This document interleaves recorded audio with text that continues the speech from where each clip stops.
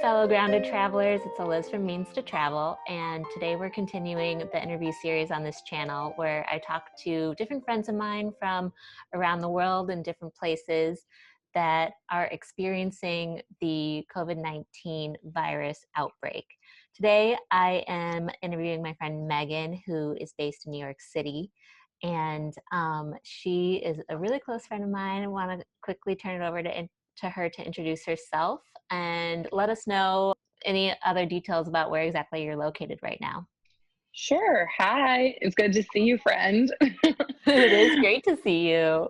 I am in Long Island City, your old neighborhood. Yay. She actually lives really close to where I used to live. We used to be really Right. close neighbors before I moved. That's right. We miss you. Miss you too. So for those not too familiar with New York, Long Island City is just over the East River in Queens. So very close to Manhattan. Also, I think the Elmhurst Hospital has been in the news a lot. It's about 3 miles from there. Yeah. So what is your status right now? Are you currently social distancing, quarantined? And I should probably add that we're recording this on Sunday, March 29th of 2020. Yeah, definitely. So absolutely social distancing as mandated. And for the most part, in quarantine, I would say. I actually have a dog, so And her grateful dog for is right that. next to her right now, everybody. So if it makes a noise, it's the dog. Yeah, by noise, it's usually snoring. But yeah, so really grateful to have him because that means I'm leaving the apartment a few times a day for at least a quick walk. Yeah. But otherwise, for the most part, staying inside. Things where I'm leaving the house are to one, volunteer with any organizations that are looking for help, or to go pick up food. A really common activity, Yeah. like keep myself moving and doing things is just ordering food from local small businesses that are nearby and then walking over to pick it up helps them stay in business, keep the lights on, and then gives me a little bit of exercise. Totally. So, you would say that there are a lot of restaurants still open, but they're all either carry out or delivery. Is that correct? Yes. So when I would say probably 2 weeks ago, time is a Time. crazy construct right now, so I'll be a little vague on And that. I guess I should say, how long have you been like this? We should Yeah. backpedal for a second. Yep. So I've been self-isolating, quarantining, working from home since March 18th. Okay. So day 18. Kind of crazy because on March 17th, still in the office in a conference room with over 20 people, like, fairly large group for that time. So then the next day, our organization was going from 1 week on to 1 week off Yeah. in different shifts. And so I was put in the shift that was going to be working remote starting that next day. So I did. By the time Monday rolled around, everyone was working from home. Wow. Yeah, and that was actually probably the most volatile time, I would say, because everything was changing at such a rapid pace and it was extremely reactive. And to feel like I was going to be in quarantine or working remote when 50% weren't was a real out of control feeling. Yeah. Um, but then once a little bit more information was coming in and everyone was put on the same scale, and not even within my organization, but every company was like, you're staying home. And really it took the local government getting involved to say like non-essential workers need to stay home. um that then it felt a little bit more, we can get through this together. So I guess that Wow. was a bit of a tangent, but so yeah, I've been in, I guess, working remote quarantine for since March 18th. And about 2 weeks ago is when the restaurants, they originally went from, we're going to have limited capacity so that we're avoiding the large groups. So they would take maybe half the tables away.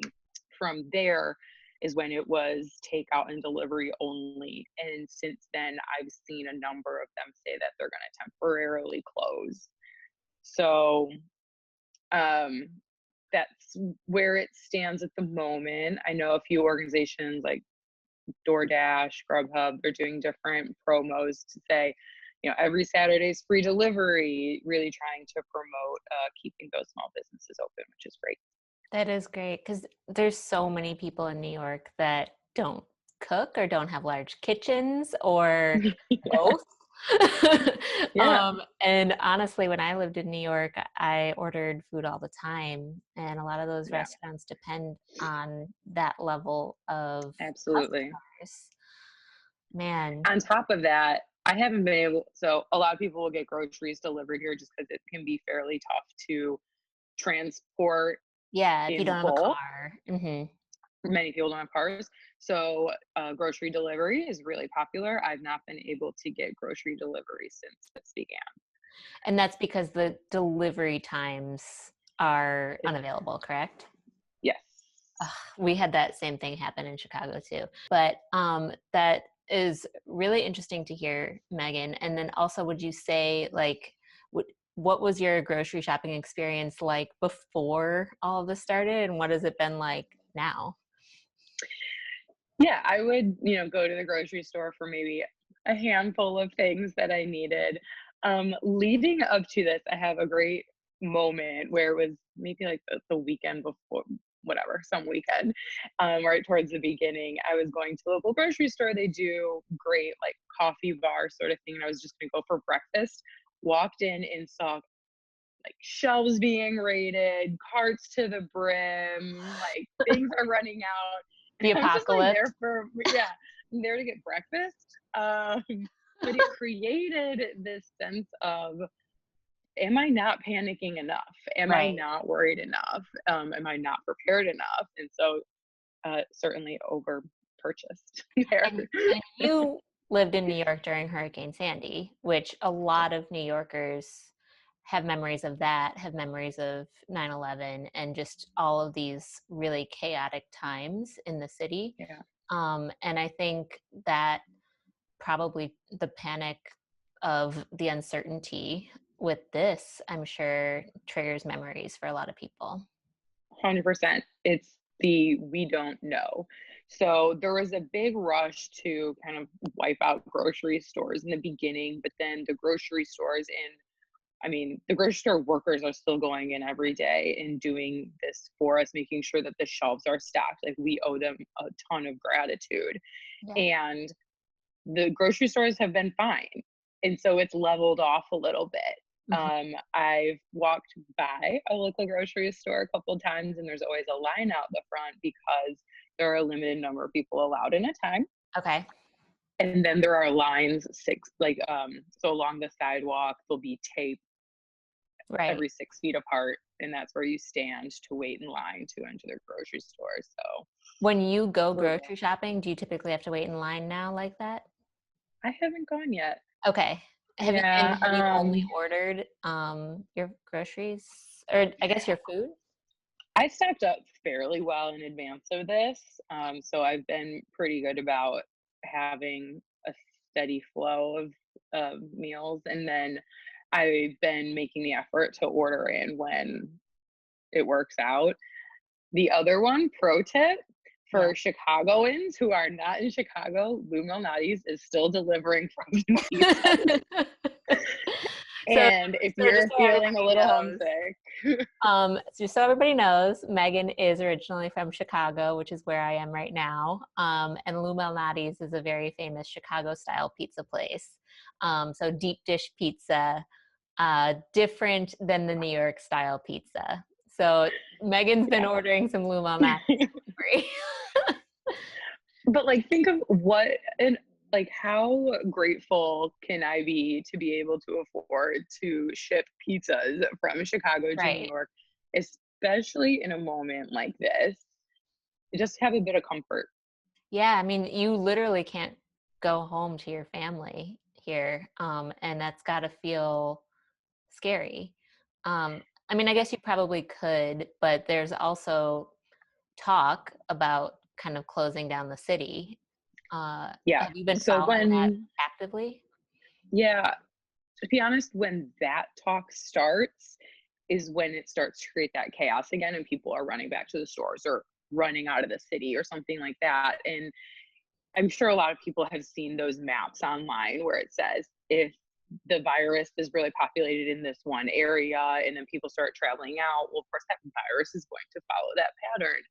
And to create any sort of anxiety that someone can't leave a city is going to result in people wanting to leave a city and therefore spreading the virus. Right. So the rule of thumb is just stay home. Yeah. Yeah. And, you're safe at home, you're safe at home together. This is where we'll be, like, just, and this is the way to stomp it out. So you live in a high-rise apartment building. There's a lot of Yeah. apartments on your floor and the whole building. There's What would, over 400 people in my building. yeah. What would you It's a lot. describe that experience is like from like a neighbor perspective and just from a, walking your dog perspective? Yeah. Normally my building is very social. We have some, like, the lobbies where people can hang out. There's another floor, like a rec floor. We used to be able to do work there, gatherings, different parties. Yeah. Remember? Um, I might have gone to one. I don't know. And all of those common areas, like gathering spaces, have been shut down. Yeah. So there is no gathering. Just so everybody Um, knows, we're talking. My bridal shower was held in the rec space. It's it was a lot stunning. of Very fun. great view of the city too. And from, like, walking the dog, we would always see, like, we're part of this community of dogs in the building. And we go on walks and there's just no one around. And my dog is really confused. He's used to getting into the lobby and he now just looks. He's like, well, where is everybody? Where are all my pals? Oh, He's the old man of the place. And so I guess he misses his peeps. But yeah, it's just kind of a no man's land. The doormen and the facility team are still here. I mean, we really owe them a lot. yeah. They are still keeping the building clean, wiping down the elevators all times of the day.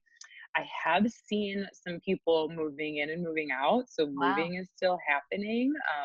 Of course, everyone's wearing protective gear. In terms of deliveries, when anyone has something delivered, they now have to leave it at a table by the lobby Mhm. rather than allowing doormen up through the buildings for everyone's safety. Yeah. Um, And so that's it's a if they little order an quieter. Amazon package too. Like you guys had a room, right? And the doorman would handle the packages that were delivered. But Yeah, is so it packages are still going in that room. It's more like food deliveries. okay? Got Yeah. it. So yeah, I think the building's been doing an amazing job of sending out regular communications, saying, Good. like, here's what we're doing in response to these different regulations. So really, really happy and just feel safe with the leadership here and how clean it is. And I'm, again, super grateful to be in a building like this at a time like this. Yeah, being able to feel safe in your own home must be paramount right now. I can't imagine if I were in a living situation where something wasn't working or I was worried about the water or along those lines. This is a time where our stress is extremely heightened, like, whether we realize it or not. This is a moment that no one has experienced before. So our stress is at another level. And your home is meant to be your safe space. Yeah, And to not have that taken away from you or not be able to have a home right now must just exponentiate any sort of stress that someone might be feeling. So, that applies to the homeless community as well. Those without a home at all, what they must be going through, and they're put at even more of a risk. absolutely. Yeah, I mean, so the commuting life, obviously you are no longer commuting, but on a normal day, you would get on the subway, go to work in Manhattan. Before you started self quarantining, what was the subway like when the outbreak was just starting? It's a great question. The subways were still just as crowded in the beginning, and then started seeing more people wearing masks. And then couple days up till it actually was still just as crowded. I Mhm. do think I was probably one of the first phases of individuals to be told to stay at home. Right. I do have a friend who is an ER doctor, Yeah. so she is still going to work. She's on the Via the front subway and everything too? through the subway. And so once in a while, she'll send us pictures of, hey, look, empty subway. Really proud of you today in New York. Wow. And then sometimes she'll send a picture and it's still full and not packed to the brim, but maybe like the platform is full or there's Like people you on can't the do the 6 subway. feet thing, you mean? Yeah, Yeah. right. Like certainly not 6 feet apart and also not wearing protective, just Right. coverings. And so um it appears that there's some people out there that maybe aren't following the new rules, but let's hope that they're all just essential workers doing what they need to do. Yeah, and, so you were mentioning your friend to me, before we started recording. Were you able to hear anything about what inside the hospital is like right now? Not a whole lot. Understandably, she was a little Busy. busy. Yeah. Yeah. Overall, not a lot of preparation because there was really no understanding of how much of an impact this was going to be, or just whatever. There just weren't materials. There were not enough masks. There are not enough ventilators. Is not enough oxygen. There's not enough staff to really help with everything.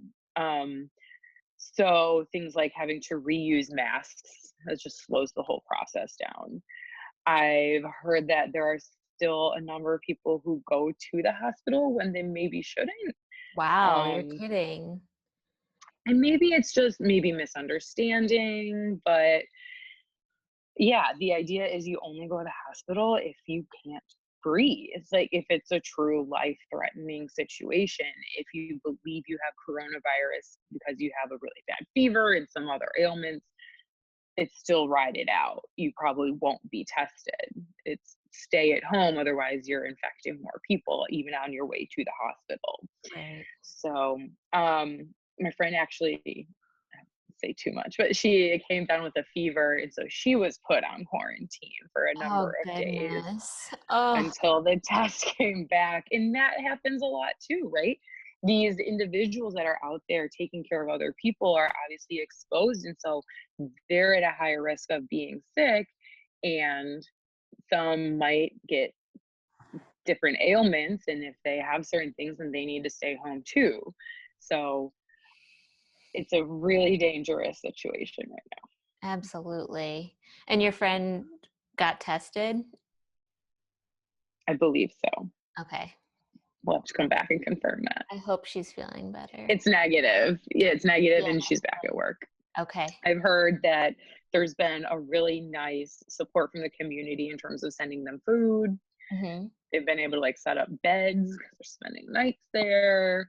Yeah. And kind of a cool thing here is a couple nights this week, 7 p.m., everyone goes, hangs out their window or goes on their balcony or whatnot and cheers and applauds and Oh, bangs their pots and that's nice. pans. And so all of New York is applauding the front line.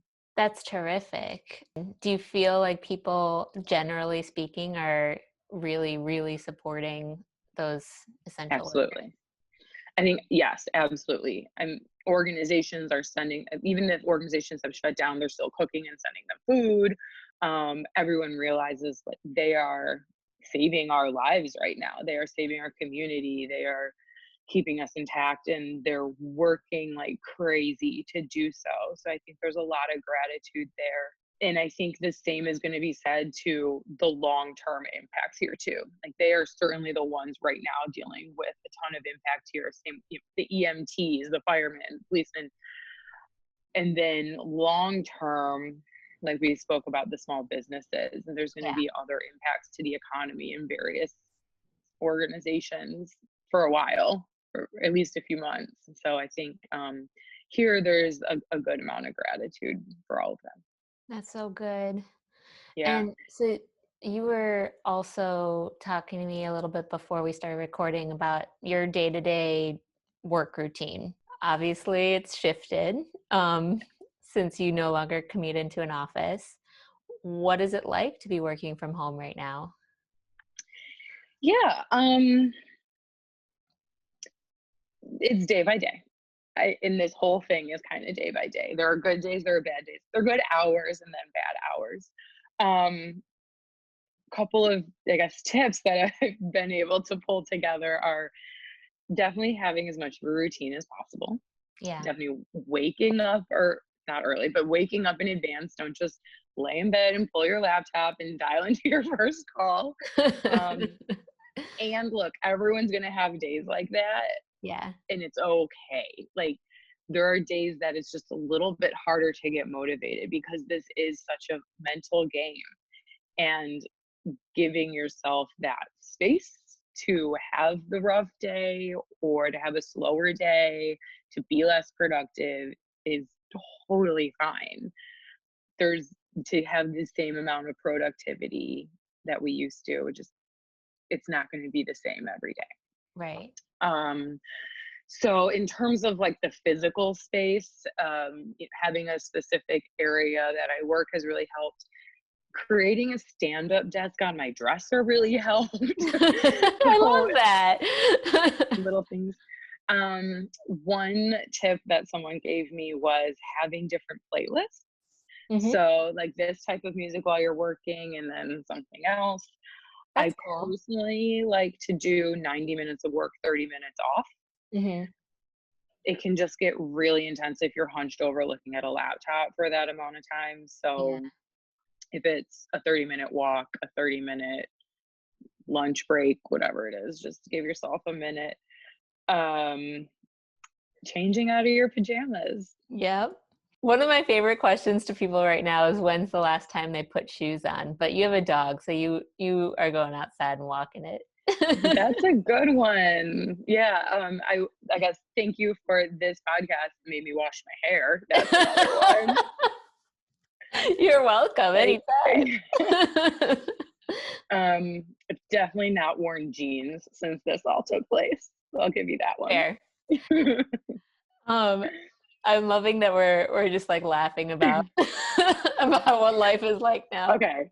Yes, but if that's what helps us get through the mental piece of this, so be it. Totally. Are there any Instagram accounts, websites, TV shows, anything that is kind of helping distract you and make you laugh right now that you feel is really important? Um, this is so embarrassing. So you have Oh God, I'm so excited now. working out is a little different now because the gyms are all closed Yeah. and a lot of people are doing at-home workouts. I know exactly what my upstairs neighbor is doing theirs, and it's perfectly fine. Good for them. I'm like, good for you. Actually, that's kind of probably motivating for you, right? Like I'm they like, did oh, theirs. you're doing it, I should too. Yeah. I wish I had Yeah, somebody upstairs doing that for me. yeah, they're really disciplined.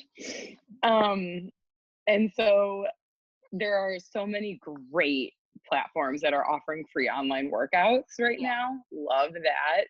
Definitely working out every day is a huge help to staying sane in this whole scenario, and just keeping the anxiety at bay. Yeah. But there are some that are these are like dance body workouts. If you do, and there's one specifically on Peloton, and the characters are so extra and the music is so fun, and you're basically making a fool of yourself but in your own living room and no one's there to watch, and you just kind of start cracking up at yourself while you're having a good time. And I have a nice visual of me dancing by myself in my living room. Okay, so you're gonna have to send me a link to this so I No. can put it in the video description. Okay. So that way we can all check Yeah. it Oh out. my gosh. Okay, so Guaranteed that makes laughs. you laugh and makes you exercise, which is like bonus.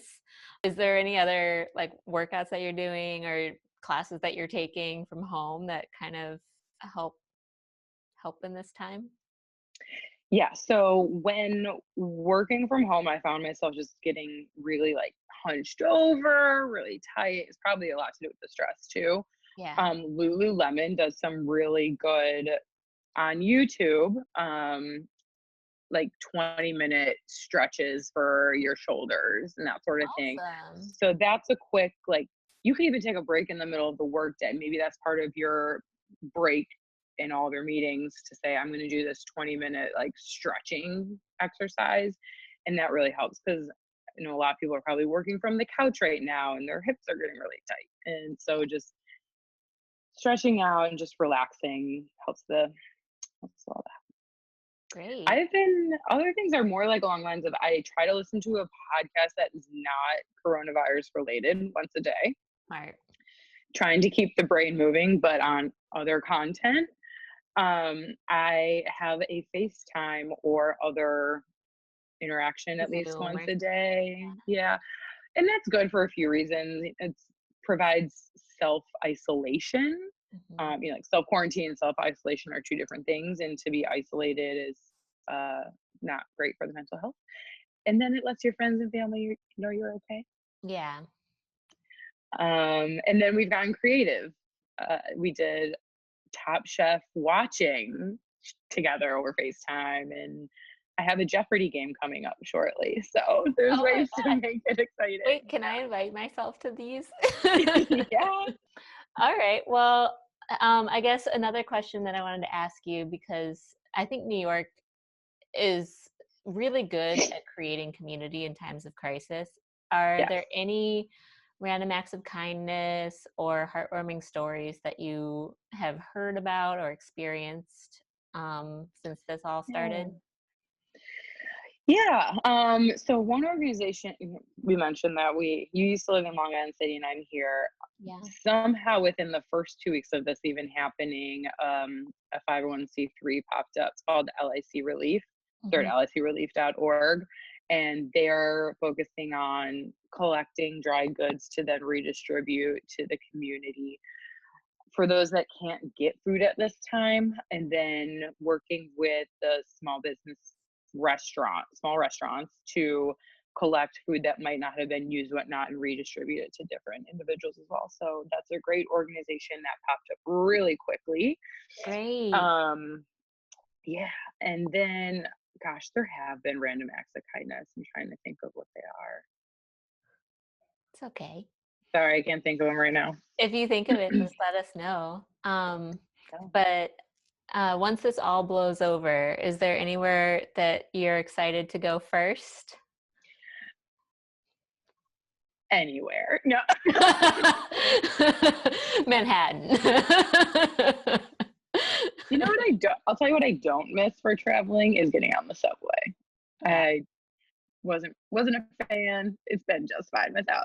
But no, I really want to go see my family. My grandma's at my parents' house right now, so I'm specifically staying away from that. So I will be hesitant when it's time to go back. I'll give it plenty of time, but I'm really excited to just see family and the rest of our friends back in Chicago. And then I may have already booked a vacation. So my birthday happens to be in December. Fingers crossed Where this is is all your over by December. vacation booked to? Puerto Vallarta. Very nice. It's going to be cold and wintry, and I'm going to go to the warmth, and it's over my birthday, and it's like it's a happy spot, somewhere I've gone to many a time. So I think in terms of looking at where do we want to go when this is over, it's hard to say because we're not going to go back to normal. We're going to go to a new normal. And we Right. certainly don't know when that will be. Like looking at what happened with Italy, and there was a bounce back of the virus. So while, it's going to be a slow progression back to our new normal, So I figured, hey, December's far enough away. Fingers crossed, we're good there. Yeah. Um, I feel like anything could happen. We're all kind of in that question mark stage still. But having something to look forward to and hope for Yeah, is really smart, especially like you were saying, for mental health purposes, making sure that we still can picture life after this yeah.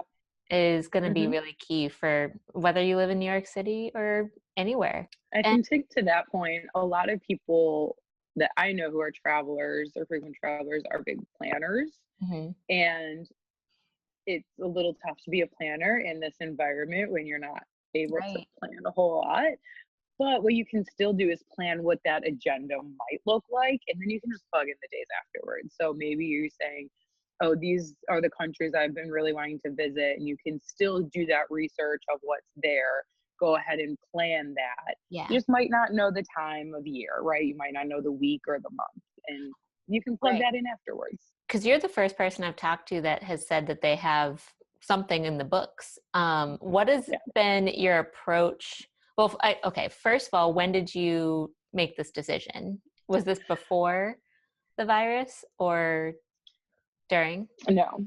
So I typically travel quite a bit for both personal and business. Right. Yeah. And I'm certainly a planner. And even if I'm not, if I'm taking a few months off of travel, I still have something that I'm generally looking forward to, Mhm. even if it's something smaller like coming to Chicago to visit home and feeling very set here made me then look forward to doing something else. And I was actually on a FaceTime, I think it was last Friday, with a friend who's also she's an event planner by career. So she's definitely She's like, a what planner. can I plan for? Yeah. Um, and we had recently traveled for her birthday as a group of friends, and I was like, I guess let's do December. That's far enough away. Let's do it. So I actually did plan it in the middle of this epidemic, and I gosh, so that was last Friday, and it got booked, I think, Thursday. What is your approach to booking Ben? Have you only booked the tickets, but then you kind of know where you want to stay and stuff, or have you booked more? Um, this one's a little bit of a cheat because it's a family timeshare. Okay. So it was more like we have this asset, just go ahead and book it. The other element, when I was thinking through it, is these hospitality industries are hurting too. A hundred Um, percent. Yes. so one interesting thing was, so in Mexico, there's a lot of Canadians that will move there for the winter months. Mm-hmm. And Canadian government stated something around like their health care was only going to be good up until a certain point if they live in Canada. So while they were in Mexico, it was going to be shut off at the end of a certain week Yeah. unless they went back to Canada. So all the Canadians fled Mexico, and so the tourism industry is hurting even more there. So I felt like by booking something, it not only gave me something to look forward to, but it gave that organization and the people that work there something to look forward to, maybe while they're forecasting what their revenues might look like. Absolutely. And I can speak to a bit of the tourism industry right now. I mean, bookings are down 90% or more. There are very few people on flights, and it's going to impact the future of travel at 100%. Some hotels might not even make it through this crisis. What's your take on whether it's good to book right now while those prices are so low, or whether that's risky? My take is to make sure everything would be pretty much refundable. I love the fact that you have gone ahead and made plans, and I wish more people were doing that, and more people were at least just researching what options are and stuff. And I know that even the searching is down. I think that the travel industry generally is going to be extremely hard hit.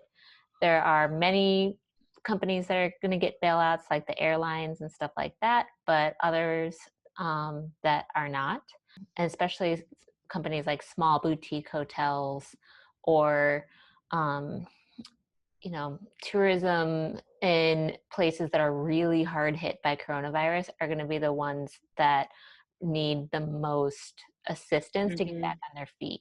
So whether that be places in Seattle, if you want to fly domestically, places in New York, or places in Italy, uh, I think there's going to be most likely a lot of lag in the recovery that they see in the tourism Yeah, industry compared to everywhere else.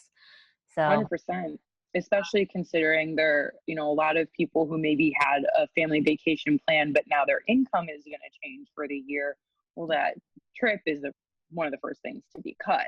So yeah, if you like, I am so grateful to have a steady paycheck coming in and that security. yeah. Um, so for anyone else who does, I think we can take a little bit of a responsibility to help the economy and the tourism industries and all these people hopefully be able to keep their jobs. Yeah, I could not agree more. Well, I think you and I are very like-minded in a lot of Yeah, ways beyond just we this. are. Um, is there anything from a social media standpoint, website, etc., that you want to point people to if they want to learn more? Learn more about coronavirus? No. Um, so I think I mentioned I turned the news off a while ago. Yeah. What I actually do is subscribe to the city alerts. So I'll get text messages with what the facts are Mhm. and what the direction is. And from there, I can plan according. I will tune into things here and there to hear certain speeches or updates, but there's a lot out there, a lot of coverage out there, a lot of media coverage out there of what's going on, and it can become a dark hole. Yeah. So just maybe limit ourselves to how much we're really taking in, because it can spiral pretty quickly. So definitely be educated and be aware. But I personally like just getting the city notifications and taking it from there. Yeah, totally. Well, my heart's going out to you right now. Oh, thanks, I wish friend. I could be there to give you a big hug in person. We're all going to get through this, I know, but Yeah. being in New York City has got to feel a little eerie, and I want to just make sure I'm sending you all of the love and support. Oh, thank you. I appreciate you as always. I appreciate you. And thanks for doing this interview. I had a Oh good time. yeah. Also, for anyone still watching, feel free to include any questions that you have down in the comments below. I'll make sure to relay them to Megan. We can hopefully answer them anything about New York City or working from home. And if you like this video, feel free to give it a thumbs up below and press that red subscribe button too if you want to see more videos from my channel. Thanks, everybody. Cheers. Bye. Hey, travelers, don't forget to subscribe and let's hang out more. Here are some links to other helpful travel videos on my channel, and press that notification bell so you don't miss any new and awesome travel videos to come.